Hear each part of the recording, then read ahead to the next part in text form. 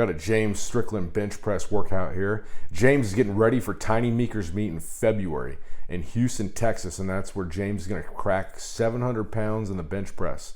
And you need to come out and support him if you're in the area. It's gonna be awesome to see this in person. It's also good to support Tiny Meekers.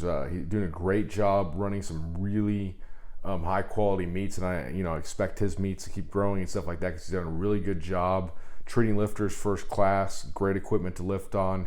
Good spotters, loaders, all that kind of stuff. He's really, dotting the I's, crossing the T's, etc. So we watched James here warm up. He's looking super explosive. And it's important, he needs to get that groove right now. It's firing a certain sequence, that intensity. He's practicing the same movement over and over with correct technique. And what this does is this allows James, obviously to build the skill of strength. And some people believe it takes, 10,000 correctly performed repetitions to master a movement. Every rep I don't know exactly how many it takes. It takes a lot, but every rep you perform in training from your first warm-up to your heaviest set provides an opportunity to do that rep correctly. Take advantage of this opportunity. Literally every single rep here, James gets better.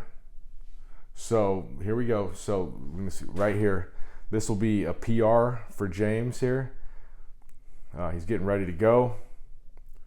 Getting the mind right.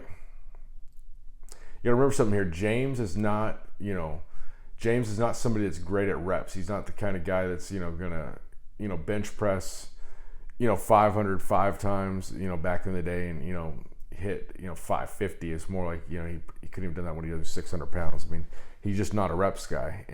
So this is a huge thing with 600 pounds right here. And a lot of people that are really great lifters, aren't always necessarily great at reps because they're so fast twitch dominant that it's tough to get them to do a real heavy set of 10 comparatively. Miscommunication there, that's okay. Man, those first two, this is by far the best he's ever looked here on a triple. So 600 for a PR, huge triple here, absolutely annihilated it. So you got to think of it like we talked before, about compensatory acceleration training.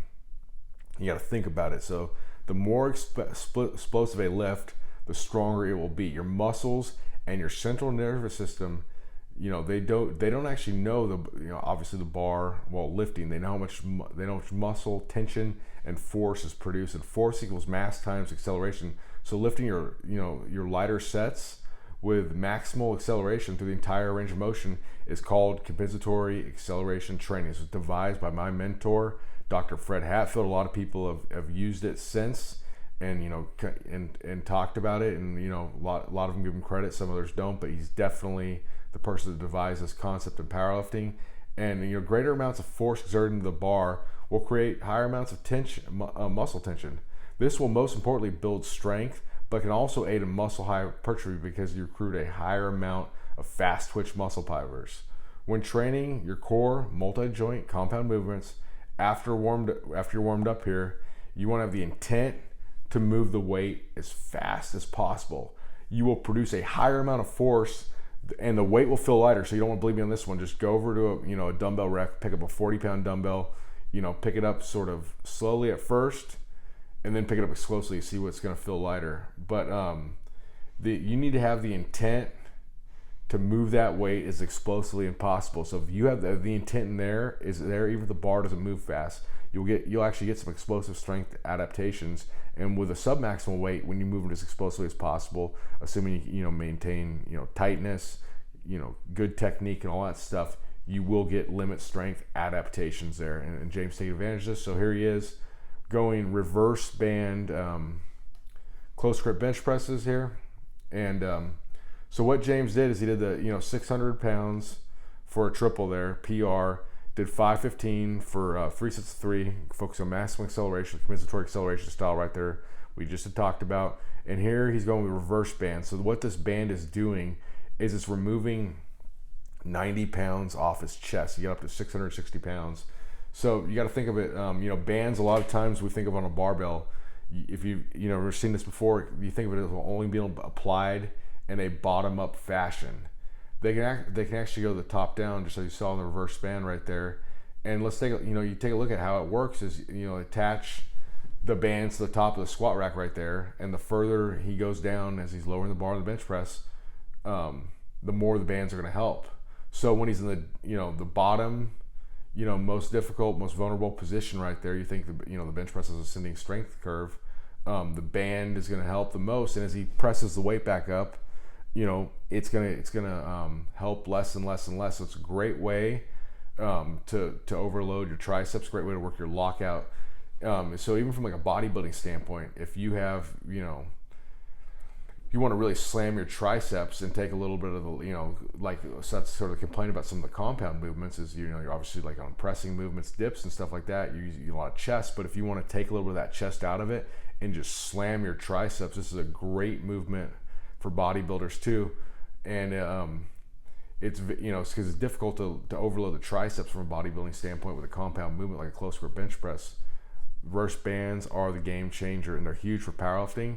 They can also, many lifters that have shoulders, pec injuries, things like that, these lessen the load at the bottom in the most vulnerable, position for them, and it allows for full range of motion pressing without the typical wear and tear here. So now, after that, James he went 555, 615, 660, and on to dips, body weight plus 230 pounds for 2 sets of 5 there.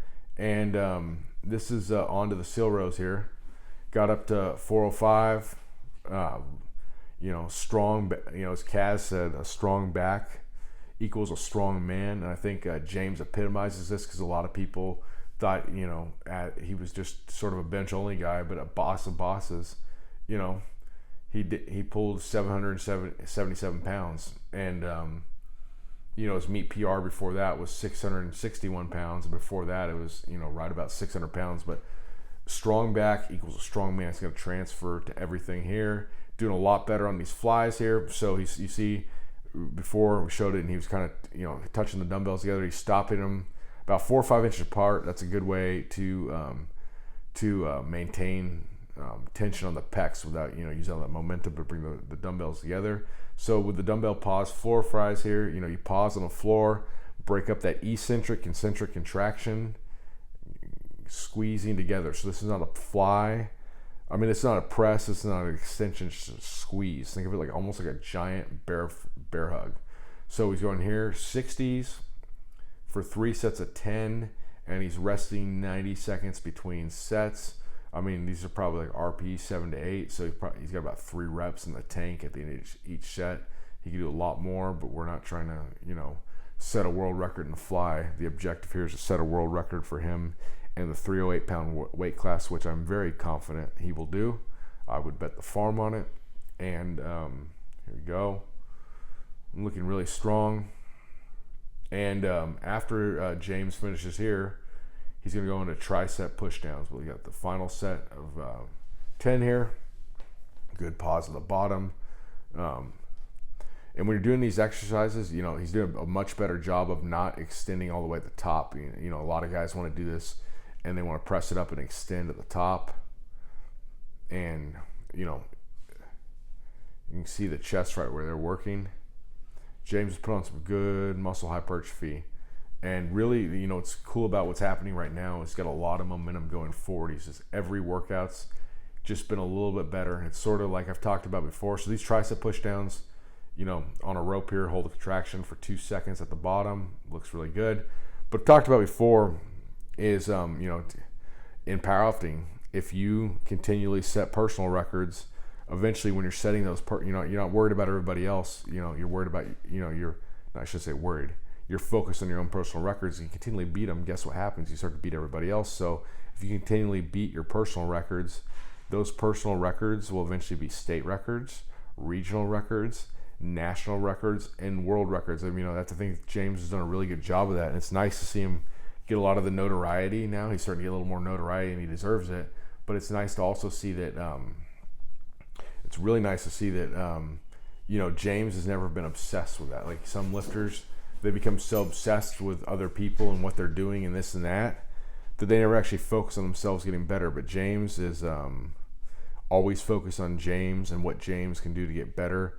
He's done a really good job of just making, even though he's a career, he's actually the world's strongest web developer. If you need website work, you should definitely get in contact with him. And he's a family and all that kind of stuff. So he's